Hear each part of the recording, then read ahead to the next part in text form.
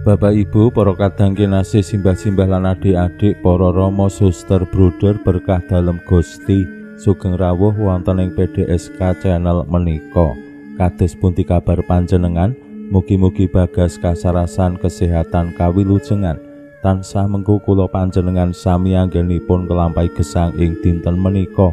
Lan mugi-mugi lumantar panglimbang basa Jawi waosan Injil kula panjenengan sansaya saged nggayuh iman kapitadosan ingkang leres lan mantep.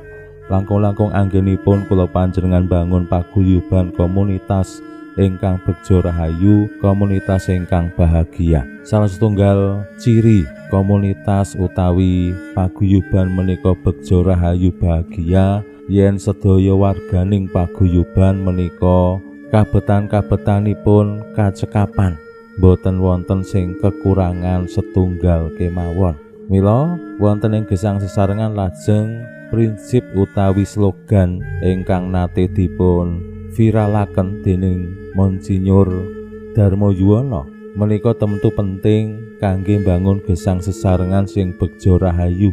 Yen kumpul kudu wani cucul, yen ora gelem kumpul bakale ucul. Nah menika pratandha bilih bangun gesang sesarengan kedah wani cucul lan gesang sesarengan menika nyantosake anggone bangun iman kapitadosan, bangun panunggalan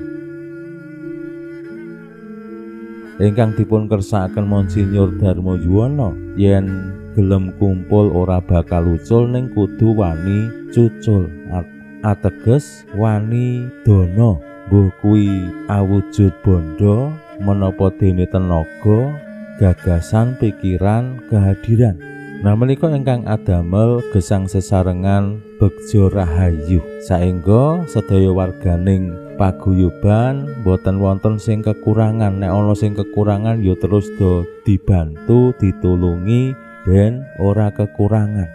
Prinsip subsidiaritas sing duwe bagekake rezekine kanggo sing ora duwe, sing sugih bagekaken bandane kanggo sing ora sugih. Nah menika prinsip subsidiaritas saengga lajeng sing sugih ya ora kakean, sing ora duwe ya ora kekurangan. Yen mekaten tentu gesang sesarengan nyenengake. Kanyataanipun sok-sok boten mekaten. Sing sugih sansaya sugih brewu, sing ora duwe ya tetep kaliren, stres merga kudu mikir maneka-warni kebutuhan sing durung cukup. Gusti Yesus lumantar waosan Injil dinten menika paring pitedah dumateng tiyang kathah lan para murid dalem. Kados pundi pisungsung ingkang dipun caosaken ing ngarsaning Allah wonten ing padaleman suci dipriksani dening Gusti. Pira ta dhuwit utawa pisungsung sing dicaosake umat marang Pangeran? Pranyata sing sugih ya menehi sing akeh, sing ora duwe ya menehi sithik. Menika kang dipun priksani Gusti. Lajeng kados pundi kesimpulan ingkang dipun paringaken Gusti? Monggo kita pirengaken sabda dalem Gusti ing dinten menika lan kita wiwiti kanthi sembayang sawetawis. Konjo ing asma dalem Hyang Rama saha Hyang Putra tuwin Hyang Roh Suci. Amin. Suwawi sami munjuk Gusti Yesus sabda dalem Hyang Rama ingkang sampun manjalma mugi karsa ngandika dhateng kawula wonten ing asepen ing telenging manah kawula kabikao kegiatan lan panglipur ingkang manjing ing sabda dalem kapenuwana kawula mawira ing kawicaksanan dalem. Mugi-mugi srana anggen kawula maos lan mirengaken sabda dalem kawula sansaya nunggil ing sampeyan dalem. Amin. Waosan Injil kapetik saking Injil Markus bab 12 ayat 38 ngantos dumugi 51. Nalika samono Gusti Yesus lenggah ngadhepake peti dana lan mriksani wong-wong sing padha nyemplungake dhuwit ing peti mau. Ora sethithik wong sugih sing nyemplungake dana akeh.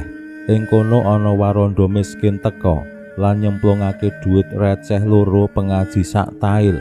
Gusti banjur nimbali para murid lan ngandikani, "Aku kandha sak benere, padha-padha sing nyemplungi peti dana, waranda miskin iki sing nyemplungi akeh dhewe.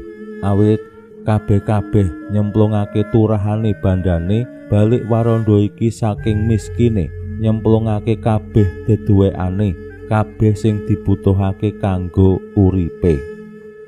Makaten sabda dalem Gusti.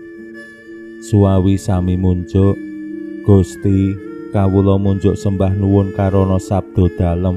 Sabda dalem dadosa obor ingkang madangi margining gesang kawula.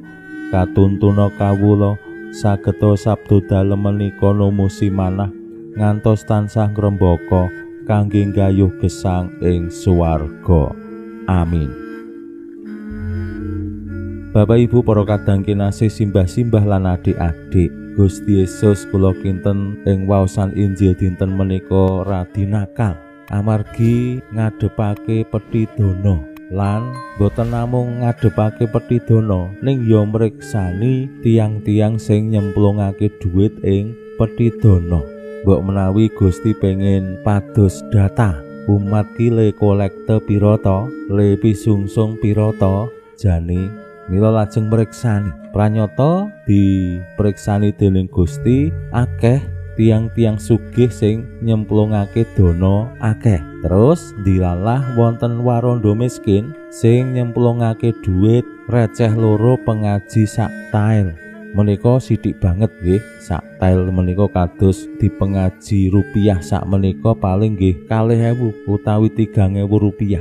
Mbok menawi kados awake dhewe nggih kolekte 2.000, pisungsung 2.000, menika termasuk golongane waranda miskin sing pranyata Gusti mboten namung mriksani rikala nyemplungake dhuwit, nanging nggih latar belakangipun rikala ditelesih-telesih mbok menawi mekaten waranda menika nyemplungake dhuwit 2 receh sak tail menika sedaya sing dadi kebutuhan uripe.